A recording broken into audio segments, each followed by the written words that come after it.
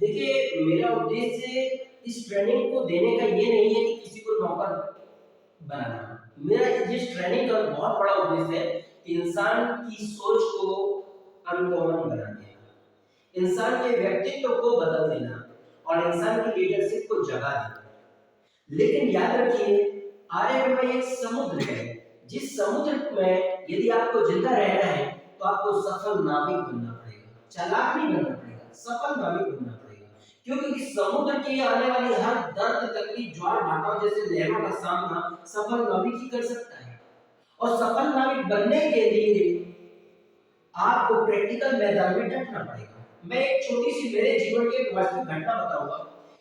एक सिस्टर थी जो कि मेरी कंपनी में आने से पहले एक प्राइवेट हॉस्पिटल में नर्स का काम करती थी, और वो जो भी कमाती रही 1500 से 2000 3000 4000 5000, और वो सिटी के नियर बाई कोई गांव से थी और अपने और भी बहनों के साथ वो रहती थी। तो उसे जैसे अपनी कंपनी के बारे में पता चला कि ये एक ऐसी कंपनी है जो कि हमको क्या सेल्स मार्केटिंग मैनेजमेंट और लीडरशिप की सारी चीजों की हमको ट्रेनिंग देती है, और ट्रेनिंग देकर के हमको एज ए सफल कामयाब व्यक्ति बनाती है, और ट्रेनिंग के साथ साथ कंपनी हमको पैसा भी देती है। तो जब वो सिस्टर आई और उसने बात किया, मैंने उसको समझाया कि बेटा देखो, यदि वास्तव में जीवन में सफल होना चाहते हैं तो मुझे आपसे कुछ नहीं चाहिए, लेकिन आपका सच्चा संकल्प और सच्चा समर्पण चाहिए। समर्पण कैसा चाहिए, मैं आपको उनको एक स्टोरी के रूप में एक्सप्लेन किया कि जिस तरह से पत्थर जो होता है मूर्तिकार के प्रति समर्पित होता है, तो मूर्तिकार उसको हथौड़े निहानी से छेनी से छील करके उसको एक अच्छा आकार दे देता है। जो उसके मन में होता है कि मुझे इसको हनुमान जी बनाना है, या बजरंगबली बनाना है, या दुर्गा मैया बनाना है, या काली मैया बनाना है, या कोई भी देवी देवता का आकार देना है, तो वो आकार मूर्तिकार देता पत्थर को। और वो पत्थर जब भगवान का रूप ले लेता है तो वो उसके लिए एक विशालकाय मंदिर बनता है, और उस मंदिर के अंदर स्थापित मूर्तिकार भी होता है। वो बनाई गई पत्थर की मूर्त होती है, जिसका बहुत ही धूमधाम के साथ उद्घाटन होता है, और उसको लोग ईश्वर के रूप में पूजते हैं, उसमें ईश्वर का अंश आता है। सेम दैट मैंने उसे बताया कि बेटा, अभी आप कॉमन दुनिया में हो, कॉमन लाइफ जी रहे हो, कब खाना, क्या रहन सहन है, कैसे बोलना है ना, कब मोबाइल चलाना, ये कॉमन दुनिया है। और आप ये सोचो कि यही सोच रख करके क्या आप कभी महीने का 1 लाख रुपए कमाने वाले बन सकते हो? क्या महीने का आपके 5 लाख रुपए कमाने वाले बन सकते हो? वो तो ठीक है। क्या आप कभी अपने बेटे की जिंदगी बदलने वाले बन सकते हो? क्या कभी आप अपने भाई बहन को सही से गाइड करने वाले बन सकते हो? नहीं बन सकते ना। और क्या आप अपने जब भाई बहन को नहीं तो अपने गांव समाज के लोगों को आप गाइडेंस देने वाले बन सकते हो? नहीं बन सकते हो।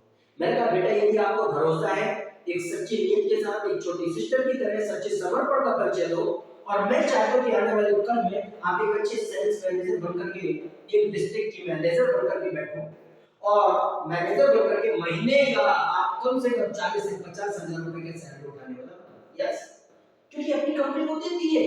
लेकिन वहां तक पहुंचने के लिए आपको मेहनत करना है, दर दर की ठोकर खाना है, पसीना बहाना है, घर घर जाकर के प्रोडक्ट सेल करना सीखना है, लोगों को डील करना सीखना है, लोगों को मैनेज करना सीखना है। और ये ट्रेनिंग है। इस ट्रेनिंग में हम यही देखते हैं कि आप वास्तव में एक सफल नाविक बन सकते हो कि नहीं। जितने उतार चढ़ाव आते हैं इस रास्ते पर, उन सारे उतार चढ़ाव को फाइट करने वाले मालिक लीडर बनने की क्षमता है कि नहीं। दोस्तों, उन्होंने कुछ दिनों तक 1 से 2 माह तक अच्छा सारी चीजें किया, और ऐसा नहीं है, बहुत अच्छे स्वभाव के साथ मेहनत करती थी, फील्ड पर जाती थी, ऑफिस पर टीम मैनेजमेंट के साथ अच्छी चीजें सीखती थी, जो चीज सीनियर होता था फॉलो करती थी। कुछ दिनों के बाद जब उनके गृह क्षेत्र से दूसरे जिले में उनका ट्रांसफर हुआ, क्योंकि ये भी एक एटीट्यूड टेस्ट होता है कि आपकी सोच कितनी मजबूत है। आपके जिले से दूसरे जिले में ट्रांसफर क्यों होता है, ये भी आपकी लीडरशिप का, आपकी सोच का, आपके दिमाग कितना मजबूत है, या फिर मोह माया जाल में फंसा हुआ है, इस चीज का पता चलता है। तो दोस्तों, मैंने ज्यादातर देखा कि लोग मेहनत की वजह से, टैलेंट नहीं इसकी वजह से कम फेल होते हैं, लेकिन लोग झूठे लाड़ प्यार की वजह से ज्यादा असफल होते हैं। माय डियर फ्रेंड्स, कुछ दिनों के बाद क्या पता चलता है कि वो सिस्टर बिना बताए कंपनी के प्रोडक्ट लिए हुए ही, और उस शहर से, जिस शहर में उनको भेजा गया था ट्रेनिंग के लिए, उस शहर का भी ब्रांच है, और बिना बताए हुए, और उन्होंने नहीं मालूम किससे उन्होंने क्या पैसा लिया कि क्या कैसा, और इसके बाद बिना बताए वो कंपनी का प्रोडक्ट लिए और फील्ड से वापस ट्रेन पकड़ करके वो अपने घर आ गए। दोस्तों, आज नतीजा क्या है? आज नतीजा ये है कि आज भी वो वही नर्स का काम कर रही है, ज्यादा से ज्यादा। अब यदि उन्होंने ये ट्रेनिंग दे दिया है तो जहां वो 3,000 5,000 कमाती थी, आज 15,000 कमा रही होगी। लेकिन क्या आपको लगता है दोस्तों कि वो सिस्टर कभी एक जगह में बैठ करके 5 से 10 लोगों की लाइफ को बदल सकती है? क्या आपको लगता है दोस्तों कि वो कभी अपने परिवार वालों की सोच को ट्रेंड कर सकती है? नहीं कर सकती दोस्तों। तो दोस्तों ये चीज हमको ये सिखाती है कि सफलता का सिर्फ एक ही रहस्य है कि प्रशिक्षण में डूबे रहो। क्योंकि प्रशिक्षण हमको तपस्वी बनाता है, प्रशिक्षण हमको दर्द झेलना सिखाता है, प्रशिक्षण हमको मुश्किलों का सामना करना सिखाता है, प्रशिक्षण हमको हर तकलीफ को फाइट करना सिखाता है।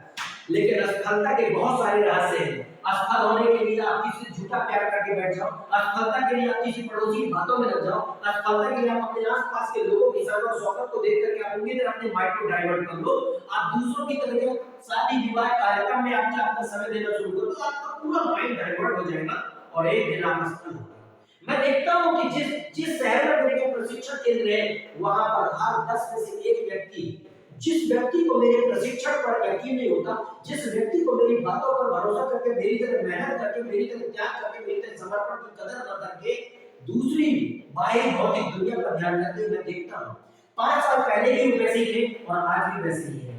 लेकिन दोस्तों जिंदगी में याद रखना, कभी भी जिसको जिंदगी जिस फील्ड पर बदलना है, सिर्फ अपने गुरु पर भरोसा करना है। जब आप प्रशिक्षण में घुस जाओ तो अपने गुरु की बात को अमल करना, क्योंकि गुरु आपको वो सब सिखाता है जो हर दर्द तकलीफ को फाइट करके वहां तक पहुंचा है। और आज वो सिस्टर सिर्फ इतना ही सोच सकती है कि मुझे ये करना है, मुझे ये करना है। आज यदि 10,000 कमाओगे, 15,000 तो कल की है। इससे ज्यादा क्या सोच सकते हैं, आप सोच सकते हो। और कॉमन दुनिया में अच्छा क्या है, कितना ज्यादा बुरा प्रदूषण फैल रहा है, आपको देख सकते हो।